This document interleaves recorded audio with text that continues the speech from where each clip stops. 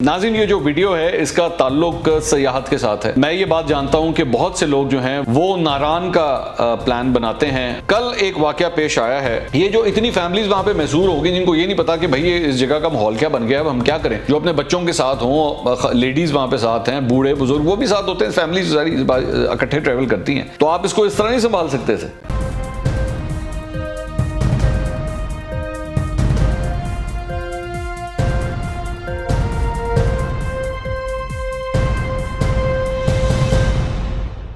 अस्सलाम वालेकुम नाज़रीन, मैं हूं मंसूर अली खान। अपने YouTube चैनल के ऊपर आपको खुशामदीद कहूँगा। सबसे पहले आपसे दरख्वास्त के चैनल को सब्सक्राइब करना मत भूलिएगा और बेल आइकन ज़रूर प्रेस कीजिएगा। नाज़रीन, ये जो वीडियो है इसका ताल्लुक सयाहत के साथ है और मैं ये बात जानता हूँ कि बहुत से लोग जो हैं वो इन दिनों, ख़ास तौर पे इन दिनों, इस महीने के अंदर ख़ास तौर पे वो नारान का प्लान बनाते हैं। और नारान बड़ी खूबसूरत जगह है, बहुत से लोग, बहुत से सयाह जाते हैं और ख़ास तौर पे जब से रोड अच्छी हुई थी तब से फिर वहाँ पे जो टूरिज़्म है वो बहुत ज़्यादा इंक्रीज़ कर गया। लेकिन वहाँ पर कल एक वाकया पेश आया है और वाकया जो है वो कुछ इस तरह है कि बल्कि मेरे ख्याल में पहले आप ये फुटेज देखिए, उसके बाद मैं आपको मज़ीद तफसीलात बताता हूँ। देखिएगा नारान में क्या हो रहा है।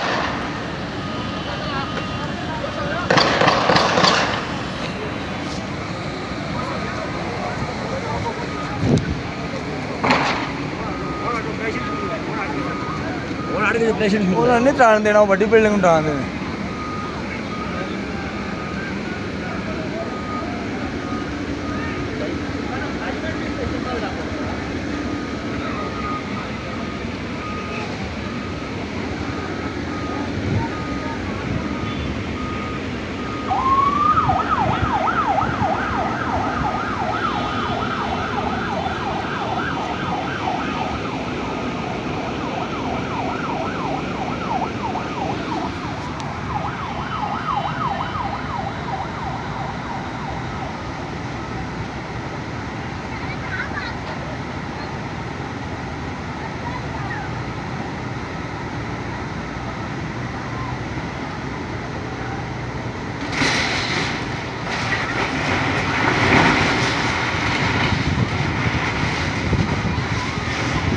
ओए पिछे हो जा, गोलियां चल रही हैं, पिछे हो जा, गोलियां चल रही हैं, पिछे हो जा, गोलियां चल रही हैं, गोली चल रही, पिछे हो जाओ।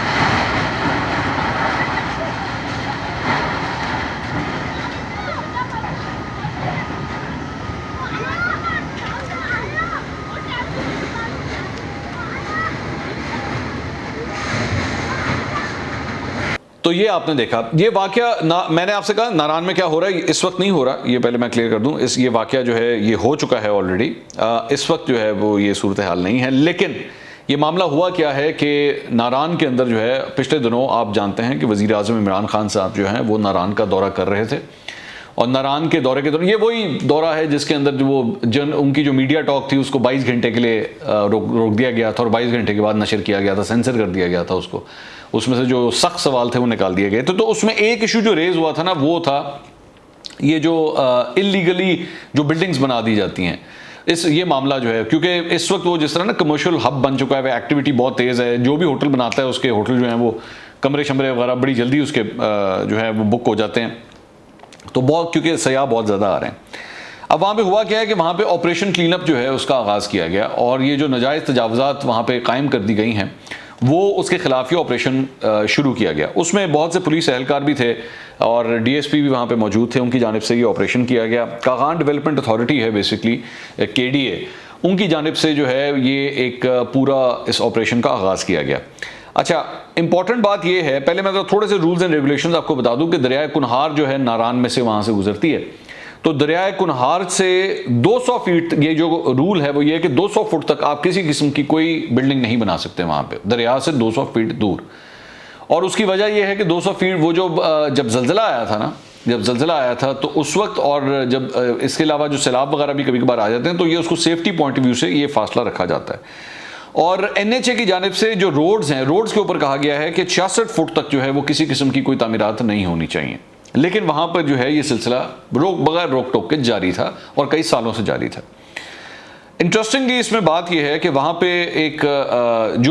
पे जो होटल गिराया गया, जो जगह गिराई गई, जिसके बाद वहाँ पे कशीदगी फैल गई क्योंकि जिस पार्टी की प्रॉपर्टी को हिट किया गया वहाँ से जो है वो मज़ामत की गई और मज़ामत के चक्कर में जो है वो फायरिंग हुई। फायरिंग के चक्कर में जो है लोग वहाँ पर ज़ख्मी हुए।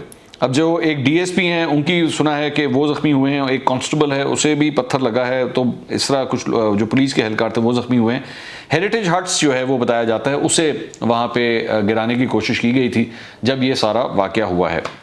लेकिन इस सारी चीज़ को देखते हुए, इस सारी चीज़ के बावजूद मुझे जो खबर मिल रही है वो ये है कि जो ताकतवर पार्टियाँ हैं नारान के अंदर, जिनके ऑलरेडी मल्टी स्टोरी वहाँ पे बिल्डिंग्स बनी हुई हैं, उनको कोई हाथ नहीं लगा रहा, उनके खिलाफ किसी किस्म का कोई एक्शन नहीं हो रहा। जो सिंगल पसली है, जो बेचारी हल्की माड़ी पसली है, जिसके पास इस किस्म के इंतजामात नहीं हैं कि वो अपना दिफा कर सके कानूनी तौर पर या वैसे भी, उसको जो है वो रगड़ दिया जाएगा, उसको नहीं छोड़ा जाएगा। लेकिन जो तगड़ी पार्टियां हैं जिसके अंदर चंद सियासी लोग भी शामिल हैं, मुझे तो नाम भी मेरे पास हैं, मैं नाम जानबूझ के नहीं ले रहा ताकि हो सकता है उनको मौका मिल जाए कि वो अपने इन गलत चीज़ों को जो है वो सुधार लें। तो वहाँ पे ये इस किस्म का वाक़या हुआ है। अब कल से नारान के अंदर कुछ 350 से 400 पुलिस की नफरी जो है वो वहाँ पे डिप्यूट कर दी गई है। बहुत सी जगहों को क्लियर किया गया है, वहाँ पे एक टेंट सिटी थी उसको भी क्लियर किया गया है मेरी इत्तला के मुताबिक। और इस वक्त मेरी इत्तला के मुताबिक जो वहाँ पे कल जो टेंशन रही है पूरी नारान के अंदर, उसमें जितने भी सयाह वहाँ पे गए हुए थे फैमिलीज़ के साथ, बच्चों के साथ, बहुत से जो वहाँ पे टूरिस्ट वहाँ पे गए हुए थे, वो सारा दिन बड़े डरे रहे, सहमे रहे। बाबूसर तक की जो रोड है उसको भी बंद किया गया, बालाकोट की जानिब जो रास्ता जाता है उसे भी बंद किया गया। ये सारे टूरिस्ट जो हैं ये वहाँ पे मैसूर होकर रह गए थे। अब मेरा सवाल यहाँ पे ये है कि ये किस किस्म की प्लानिंग है, ये किस किस्म के बेवकूफ़ लोग हैं, जब आप जानते हैं कि इस वक्त एक पीक का हॉलिडे सीज़न चल रहा है, तो इस वक्त कमरों के लिए जगह नहीं मिल रही। लिटरली इस वक्त लोग इतनी तादाद में वहाँ पे जा रहे हैं कि आपको जगह नहीं मिल रही। मतलब नारान इज़ जैम पैक्ड। आप बस इस बात से अंदाज़ा लगाएं कि नारान के अंदर इस वक्त मुश्किल से कमरा मिल रहा था। ऐसे मौके के ऊपर ही क्या इस किस्म का ऑपरेशन क्लीनअप ज़रूरी था? क्या इन लोगों को इस बात का पता नहीं है कि जब स्कूल्स खुल जाते हैं तो ऑटोमेटिकली टूरिज्म जो है वो कम हो जाती है, लोग कम हो जाते हैं, बहुत कम हो जाते हैं। मेरे ख्याल में तकरीबन कोई 60-70% का फ़र्क पड़ जाता है।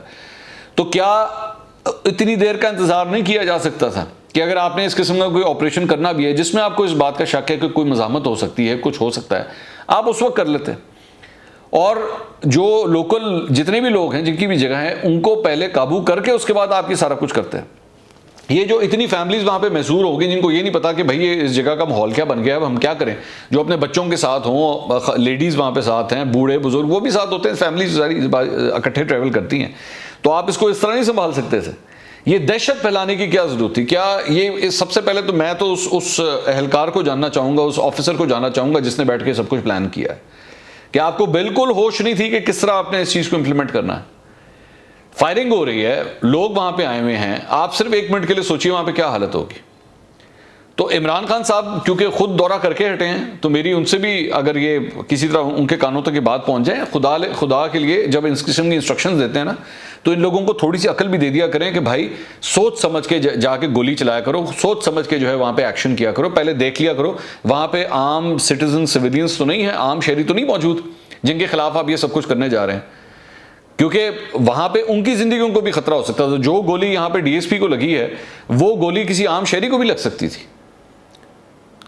टूरिज्म आप लोग करते हैं, पहले वो जो नारान के अंदर पीटीडीसी जो कितने सालों से बंद पड़ा हुआ है, जिनके लोगों को पीटीडीसी इस वक्त जो है नारान के अंदर एक महंगी तरीन प्रॉपर्टी के ऊपर बना हुआ है, लेकिन माशाल्लाह उसका पट्टा बैठा हुआ है, वो बंद पड़ा हुआ है।